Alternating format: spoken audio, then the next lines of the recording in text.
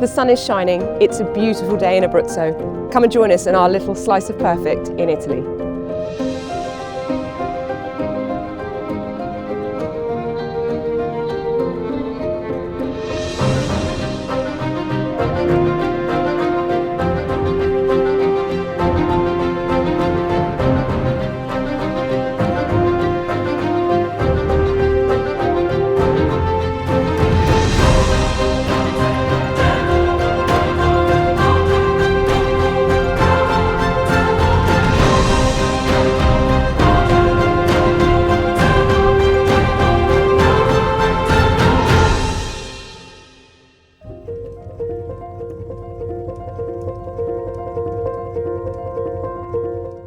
Allora, benvenuti a Italia.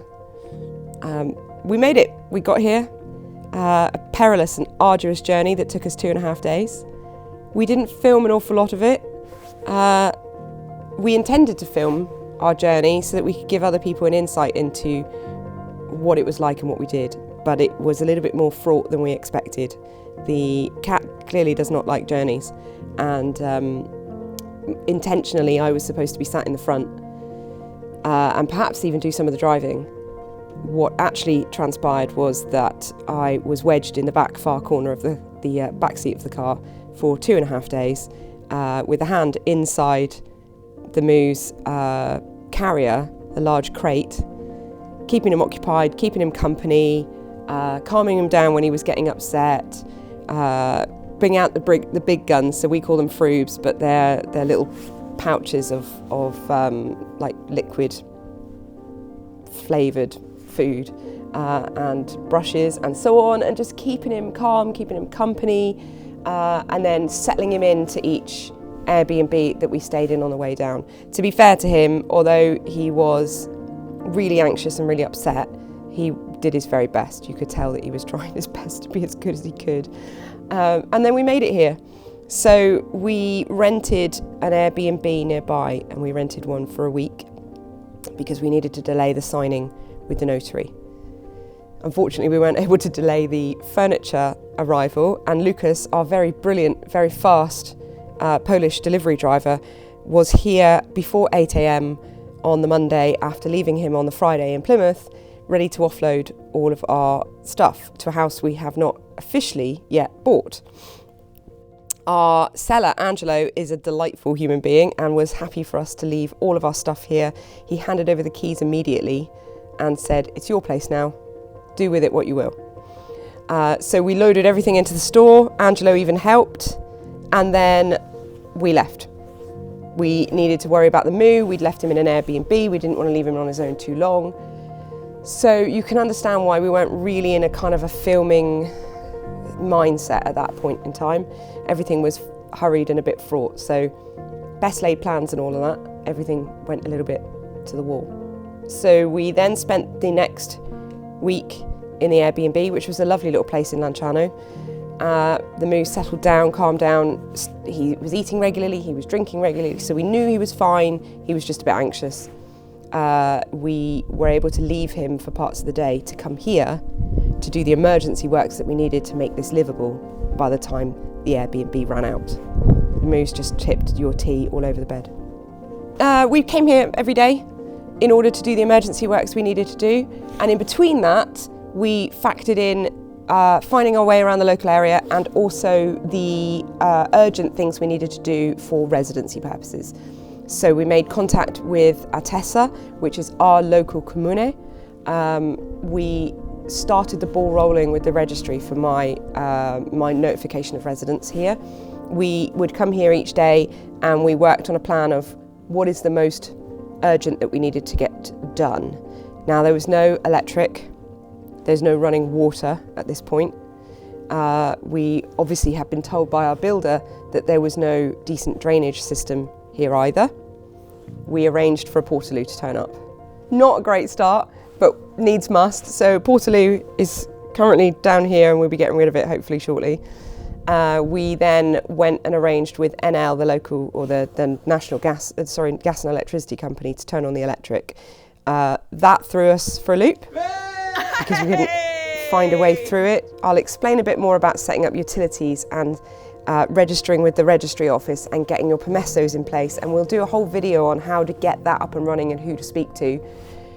All I will say for now is the Italian people that we've come across where we've needed help have gone above and beyond. They've gone out of their way to be helpful, to be communicative even when our Italian is terrible, to explain the situation, to help us further along in the journey. Wonderful people, every single one of them. And we're really very grateful for their help. It took about 3 days for us to get the electric switched on, which was really quite fast from what I understand from other people. The water was turned on a few days after that, which needed to be turned on in order for the building work, the emergency building work, so the groundworks that we're having done now, to be facilitated. We needed rooms set up so that the moo had a sense of comfort, and what we wanted to do was populate those rooms with our furniture so that he recognised furniture and smells and so on, even if the building was unusual to him. We had a great time, absolutely smashing time, and as I'm sure Shane will attest. As you can see, the master bedroom, which is this one, has a big balcony and doors, and that's part of the garden. And all of the old furniture that was in this room left this room that way. So we had a smashing time. We've had bonfires since. We've burnt a lot of the furniture because it's actually cheaper to burn it yourself rather than pay for somebody to remove it. And there are certain times of the year when that's legal because there's no risk of kind of brush fires and so on. So the furniture went out that way, our furniture came in this way. We set up the bedroom. We left the other rooms alone. We set up an emergency front room and brought our sofas in and a television and so on, so that we had somewhere where we could decompress with him and sit down and just chill out for a few hours of an evening. And then we needed to work on the kitchen. And again, smashing time. The kitchen units all came out. The way they're attached to the wall is interesting, and several of them weren't. So in the meantime, Shane set about setting up emergency electrics. So we came with a solar system. Shane spent some time on that. I deployed my skills elsewhere by smashing up the kitchen. And that's where we were. By the end of week 1, once we'd moved in, we had electric. We didn't have water, but we knew it was on its way. We had arranged with the plumber and our builder, Joe, to do some emergency works. And we'd set up a couple of rooms that we were able to let the cat settle into. It's taken him a few days, but he is now back in his routine. Eats in the morning, pops off for his first nap, comes and disturbs us, pops off for his second nap. And he's getting used to sitting on the balconies and watching the world go by, which is exactly what we wanted for him. So far, so good. It's not without its trials and tribulations. The birdies? He's watching the world go by, he watches the birds, he chirps at them like he does. The weather's lovely today, but we have rain incoming tomorrow, so don't let this beautiful sunshine fool you into thinking that everything's idyllic. We do actually have rain over Christmas. But yeah, this is where we are. We've done some emergency works. We'll show you a bit more in detail about those. We will go over in detail what the construction team are doing for us, and roughly speaking what it's costing us, how long it's taking them. But again, they are an amazing bunch, absolutely brilliant. They've gone above and beyond, even with their own geometra, to try and get permissions across the finish line. At one point there was not a disagreement, but there was some bureaucracy between the local town council, the municipal office, the water company, and it was going round in circles. But our geometra has managed to solve that crisis, and they are here at the moment digging in for the drainage. So by the end of this week, we would hope to, before Christmas, have a drainage system to allow us to actually dispose of our water appropriately, central heating, which would be a godsend because the temperature drops here at night. It is December, and full running water, electrics, and we'll be celebrating Christmas on Christmas Day. Another quick shout out to the guys at 𝐾𝐨𝐧'𝐭 who are still looking for their perfect forever home. They are looking at townhouses in Tuscany, which is really fascinating actually, because we did look at Tuscany. We've been there many, many times. It wasn't the right place for us, but it's fascinating to see them looking around. I know that they're oscillating between townhouses and country houses, and I think for us, this house is arguably a country house. As you can see, 2 minutes down the road is the local village, and it's quite a buzzing village, and then 20 minutes away is Lanciano, the local town.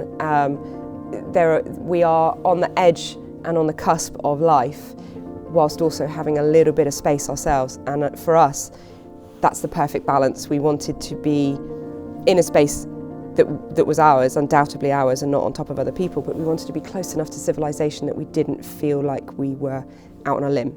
And I think we found it. I do really think this is the right mix of that for us. And everybody's search is different. So good luck to you guys, and I hope you find that balance between town and country living and what it is you're looking for and what it is you want to do with it moving forward. All that remains is for Shane and I to wish you Buon Natale, so Merry Christmas. We will follow up this video with a bunch of hopefully really useful videos for you if you're thinking about moving this way, and so that we can explain what we've been through. We're going to go through the emergency works that we've had done here. We're going to go through the solar stuff that we've set up. We're going to go through how we got our permissos and permissions started and the ball rolling with that. We are looking at a number of different things like, buying a car, how we navigate around, where are the local supermarkets, what's the local area like, what kind of costs you're expecting, and some of the hidden costs that we've come across. So stay tuned. Hopefully we'll take you on the journey to a little bit more knowledge about those things. And you can see as we develop this house, Fornelli House, as we're calling it, as we develop this house, you'll start to see hilarious interactions where we start dismantling things and building things, decorating rooms ready for the arrival of loved ones, friends and family, and where we go from here. So have a fantastic Christmas, have a wonderful New Year. We wish you all the best, and we'll see you on the other side.